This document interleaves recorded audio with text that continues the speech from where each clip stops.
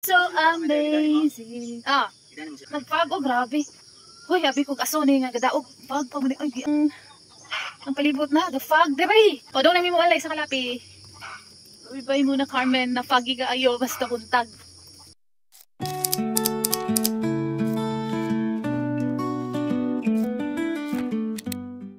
What a foggy day mga ka-farmers! Kung nasa bundok ka talaga, malausok na umaga talagang bubungad sa'yo paglabas mo ng bahay. Ang sarap ng simoy ng hangin lalo na kay December ngayon at tag-ulan pa. At kahit sobrang putik pa talaga itong dadaanan namin, titiisin namin kasi wala na talaga kaming bigas kaya kumuha kami ng palay. Dito sa Carmen kasi kami bumibili ng palay kaya dito rin namin naiimbak yung palay na binibili namin. Pumupunta na lang kami dito para kumuha ng palay para ipagiling para magkaroon na kami ng bigas. Alam naman natin mga ka-farmers, diba, na kapag palay ang binili natin, makakamura tayo dahil sa 3 kilo ng palay ay 1 kilo ng bigas sa market. Ang equivalent nun, isan ka pa kung ganun mga ka-farmers, diba? Kung di kasi natin didiskartihan ang kahirapan at ang kamahalan ng mga bilihin ngayon, mahirap talaga ang pagiging mahirap. Kaya ako mga ka-farmers, kahit nahihirapan ako sa paglalakad dito kada punta namin, masayang masaya pa rin ako. Kasi para sa akin, nasa kahirapan ang kasiyahan. Kaya kahit gaano kahirap ang isang bagay, pitiks lang sa atin yan. At alam niyo ba mga ka-farmers, na ang buhay nila dito ay hindi pa masyadong modern. Itong nilalakaran namin na sapa, dito sila mismo naliligo at naglalaba. Kung kayo ay naliligo at naglalaba sa sarili niyong banyo sa loob ng bahay, iba ang mga taga rito. Dahil hindi pa sila masyadong nag-enjoy sa mga modernong bagay na nakakasanayan na sa nakakarami. Pero di natin kailangan ismulin dito mga ka-farmers dahil sobrang saya talaga tumira dito. Sobrang napaka-natural lang talaga ang mga tao dito. Nature na nature at napakalayo sa polusyon. Pero habang naglalakad ako dyan mga ka-farmers, nagpapaalam talaga ako na tumawid dyan. Dahil alam nyo ba mga ka-farmers, sa mga ganitong area, may mga nilalang tayong hindi nakikita na nakatira dito. Kaya inform ko lang sa inyo mga ka-farmers na kapag tumawid kayo sa may sapa, huwag talaga kayong masyadong maingay at magpaalam kung tumawid. Huwag nyo nang sabihing etchos mga ka-farmers para di nahahaba yung story natin. Basta mga ka-farmers, nakaligo na ako dito sa may sapa na to. At sobrang lamig ng tubig, sobrang sarap talaga sa pakiramdam. Dahil sobrang malinis pa ang sapa na to mga ka-farmers. Dahil ang tubig nito ay galing mismo sa bundok. Pero di talaga maiwasan mga ka-farmers na sobrang pahirapan talaga ang pagbaba at pag-akyat dito sa sapa na to. Pero kunting tiis na lang talaga mga ka-farmers at aabot na ako doon sa itaas. At nung umabot na ako talaga sa itaas, hindi ko napansin na iwanan na pala ako ni partner. Walang yung partner ito. Partner nga, diba? Dapat di nang iiwan. Paano kasi ini-enjoy ko yung paa ko sa tubig sa may sapa. Kaya ayan tuloy na pag-iwanan. At gusto ko lang talaga ipalam sa inyo mga ka-farmers na ang lugar nito ay parang isla. Sabi nila kapag umuulan rito ng pinakamalakas o may bagyo, aapaw talaga hanggang lampas tao talaga ang tubig. Nakatakot naman siguro no kapag dito tayo nakatira. Pero wag ka, nakakaamis talaga sa ganda ang nature's view, diba? Wala lang mga ka-farmers, gusto ko lang talaga kayo ma-inform, char. At bago tayo magtapos mga ka-farmers, sana wag niyong kalimutang i-click ang red button at i-push na rin ang ringing bell para sa susunod nating video ay ma-update kayo. Thank you for watching mga ka-farmers!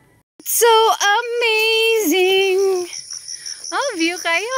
Labi nagwapa ang naasakuan, tubangan. Joke lang. Siyempre, kinsa may ma-appreciate na to. Kitara po. Diba?